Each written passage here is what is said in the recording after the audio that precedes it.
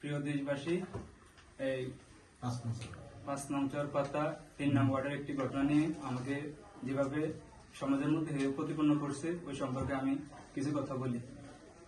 ঘটনা হচ্ছে গত শুক্রবার 18 তারিখ দিবাগত ভোর 5টায় হবে ফজর নামাজের সময়।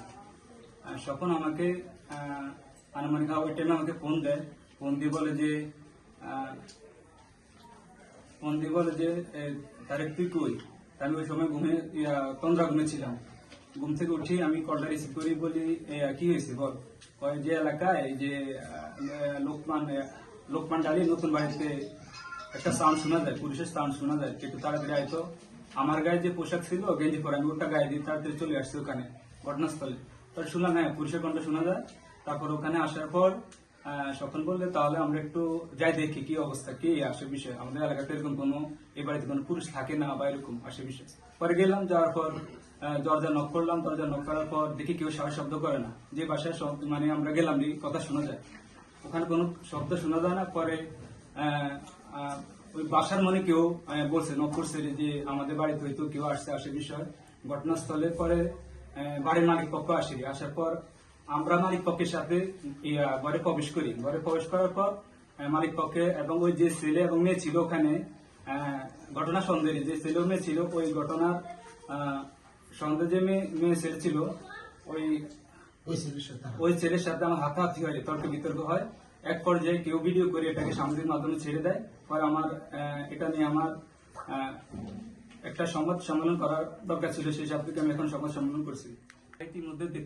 আপনারা ইতিমধ্যে দেখতে পাচ্ছেন যে ওই যে ভিডিওতে আমার শার্ট পরা নাই, মানে গেঞ্জি পরা, ওই ভিডিওটা আমি ওই যে তন্দ্রা ঘুম থেকে তাড়াতাড়ি চলে আসছি উঠে।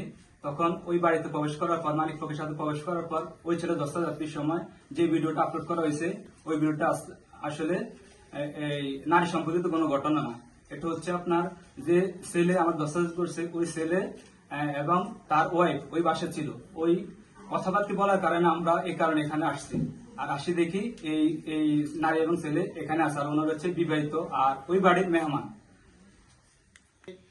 গত 18 তারিখে একটা ঘটনা ঘটার পর আমাকে এর দ্বারা পক্ষবাদী আমার পক্ষ আমাকে ডাকি আনার পর এরা বলছে কে 999 ফোন দিছে। ফোন দেওয়ার পর পুলিশ আসছে। পুলিশ আসার আগে এরা দুনো পক্ষে একটু কাটাকাটি মারামারি হওয়ার লক্ষণ ছিল। তখন আমি বলছি আমি যেমন আসছি তাহলে তোমরা কি এখানে মারামারি করবা? কেন মারামারি করবা?